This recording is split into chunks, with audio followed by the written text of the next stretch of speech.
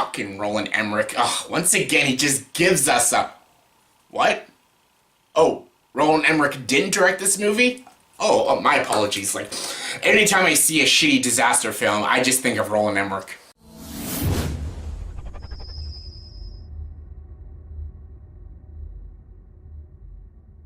Hey everyone, welcome to the review. Here's my review for the movie Geostorm. Yes, Geostorm stars Gerard Butler, Abbie Cornish, Jim Sturgess, and Ed Harris. And this movie is written and directed by Dean Devlin. Yes, not Roland Emmerich, but could you really blame me for thinking that this was a Roland Emmerich movie? It's Dean Devlin who produces a lot of Roland Emmerich movies, so it's a Roland Emmerich inspiring disaster film. And just everything about this movie, and the look of this movie, and the acting in this movie, everything about it just screams Roland Emmerich. And you all know how much I hate Roland Emmerich, and yeah, this is a very Roland Emmerich-esque film. Geostorm, yes. A disaster movie about satellites causing the end of the world, storms, earthquakes, floods. Gerard Butler's in it. He's a genius. I don't even want to laugh at that. I should be laughing at that, but I hate this goddamn movie so frickin' much that I can't even laugh at it. Ugh. Oh my god. I saw this movie before I saw Only the Brave, a better film, and wow. Yeah, this... Spoilers, it's awful. This is a terrible, awful, stupid movie, and yeah, I thought The Snowman was the most painful movie to come out this week. It's not. This is worse, in my opinion. The Snowman was a piece of shit. That was a fucking terrible movie, but this is truly awful and horrendous. This is like every other disaster movie that you've seen, like 2012, Armageddon, Deep Impact, The Day After Tomorrow, and all those other fucking films. And I'm sick. Like, as you saw in my Q&A when someone asked, Sean Chandler asked, what trend or genres do I hate in film? And I said, like, disaster movies, and not like certain disaster films, like Titanic is a disaster movie, Gravity is a disaster movie, but those are good and interesting disaster films.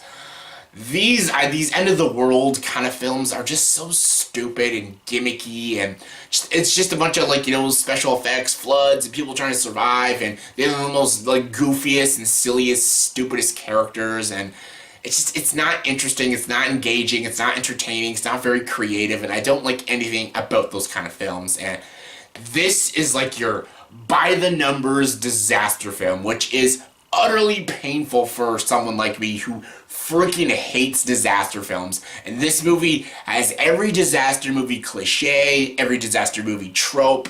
Even the special effects of this movie feel like it's like stock footage from 2012 and Independence Day and The Day After Tomorrow. I feel like they just grabbed footage from those movies and just put it in this because it was just so goddamn similar.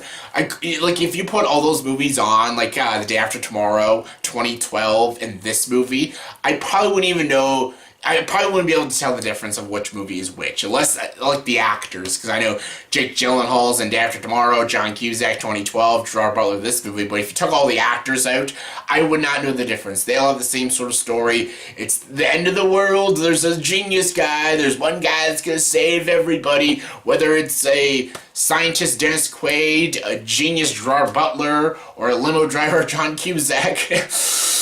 This is just an awful film. Like, the effects aren't that great. It's not. They're very lacking, and, like, you would expect something like this, a movie like this, the effects would be big and grand and stuff, especially seeing it in a movie theater. It was very mediocre special effects, nothing that amazing. They weren't awful, but nothing that great. Hated all these characters. They were the most by-the-numbers, cheesy, corny, one-dimensional characters. Gerard Butler was a joke in this movie. Jim Sturgess, who plays his brother, they have no chemistry with each other. He's awful. Ed Harris. Ed Harris is the one thing I liked in this movie. It's because it's Ed Harris. You can't, like, it's impossible to misdirect Ed Harris. Ed Harris is just such a great actor, and he was good in this movie, and he was enjoyable. He wasn't in it enough. He should have been the whole goddamn film, because Ed Harris is the only thing that I liked about this movie. Yeah, he was enjoyable. Everything else, I hated it. I was bored out of my mind watching this film. I knew exactly where this movie was going. It is so by the numbers, so generic, so predictable. Every character is so cliched and stereotypical, and the jokes were so unfunny. The character motivations were the most by the number motivations and stuff, and it's so cheesy, it's so over the top, it's so goofy, and it's mind-numbing to me. Like, the only reason people will go see this movie is to see the disasters, see people survive storms and clouds and earthquakes, and honestly, that doesn't even happen till like the last half.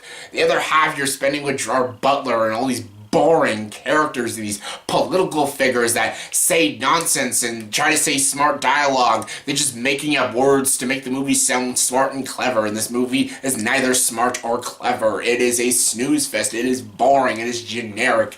It is a complete waste of time. Out of all the new movies that came out this week, this is the one you should skip. Go see Only the Brave. Do not see The Snowman. Do not see Geostorm. They're awful films. Go see Only the Brave. That is a genuinely great film.